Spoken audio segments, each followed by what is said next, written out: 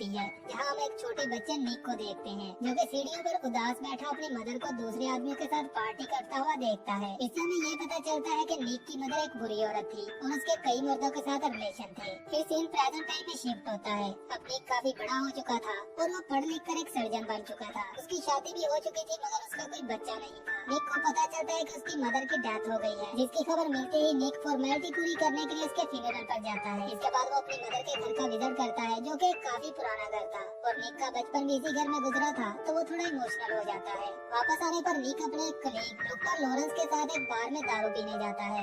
वहाँ उसकी नजर एक हरी भरी लड़की हलीना पर पड़ती है, जिसे देखकर निक को पैंट में इरेक्शन महसूस होने लगती है। दरअसल काफी पहले हलीना के साथ वो रिलेशन में रह चुका था, लेकिन कुछ प्रॉब्लम के चलते वो उसे फिजिकली सेटिस्फाई नहीं कर पाता था, तो हलीना ने उससे ब्रेकअप कर लिया था।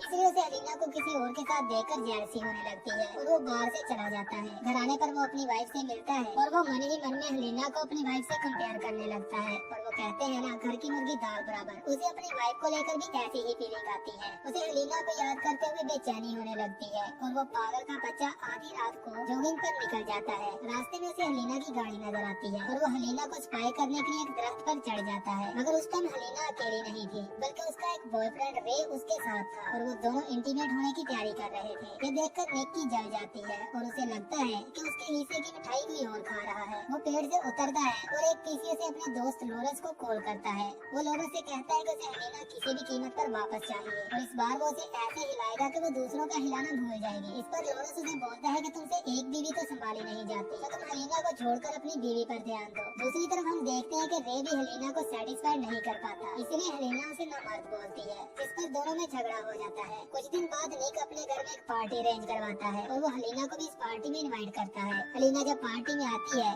तो वो निक के घर की तारीफ करती है। निक उससे और भी बातें करना चाहता था, लेकिन हलीना उसे लगातार इग्नोर करती है। कुछ देर बाद निक का फ्रेंड हलीना को पटाने की कोशिश करता है और हलीना भी उससे बातें करते हुए अपने कपड़े उतार कर सबके सामने नहाने लगती है, जिससे निक का राजू फिर से खड़ा होने लगता है। लेकिन हलीना निक के फ्रेंड के साथ एक होटल में इंटीमेट होने चली जाती है। इस सब के दौरान निक की वाइफ को भी उस पर शक होने लगा था, तो इसी गुस्से में वो उसको छोड़कर चली जाती है। ये सब खत्म होने के बाद उसी रात निक को हलीना की कॉल आती है, क्योंकि वो अपना हेड कैरी उसके घर में भूल गई थी। अगले दिन हलीना अब्रॉड जाने वाली थी, तो वो निक से अपना पर्स लेने के लिए उसे एयरपोर्ट आने के लिए बोलती है, मगर वो देखती है कि उसके पर्स से उसकी एड्रेस बुक गायब थी। ये देखकर वो गुस्सा होने लगती है। इस पर निक कहता है कि शायद वो एड्रेस बुक उसके घर में छोड़ गई होगी और वो किसी तरह हलीना को अपने घर आने के लिए मना लेता है। घर आने के बाद वो उसे लंच करने के लिए बोलता है, मगर हलीना उसे ये बोलते हुए मना कर देती है कि उसे देर हो रही है। ये सुनकर वो एक बर्तन को खोलता है जिसमें हलीना की एड्रेस बुक पड़ी थी। इससे हलीना को शक हो जाता है कि निक ने ये सब जानबूझकर किया था, मतलब वो किसी भी तरह से हलीना को अपने घर में लाकर उससे इंटीमेट होना चाहता था। हलीना उसे लूजर बोलकर वहाँ से जाने लगती है, मगर वो जैसे ही रोड पर आती है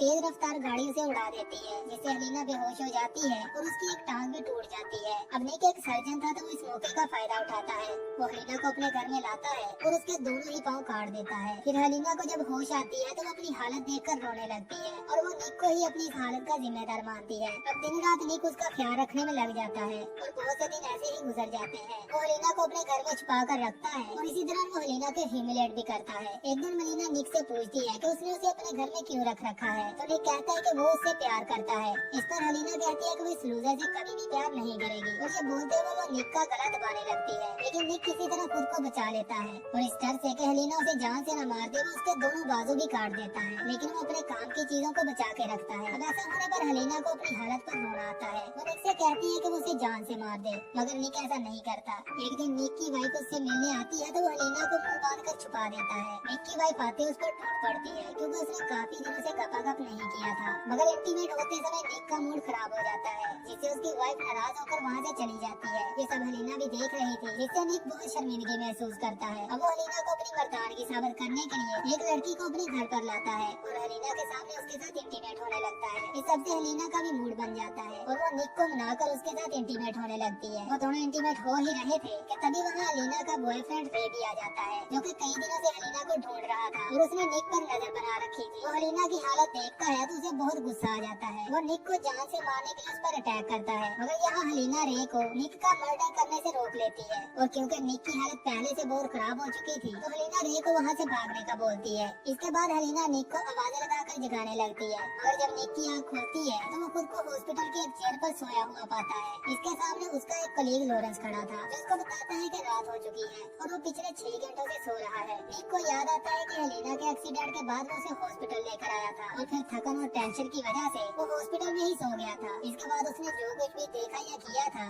वो बस एक ख्वाब था। हेलेना अभी भी हॉस्पिटल के एक बेड पर पड़ी थी और उसका ट्रीटमेंट जारी था और इसी के साथ ये मूवी यहीं पर एंड हो जाती है।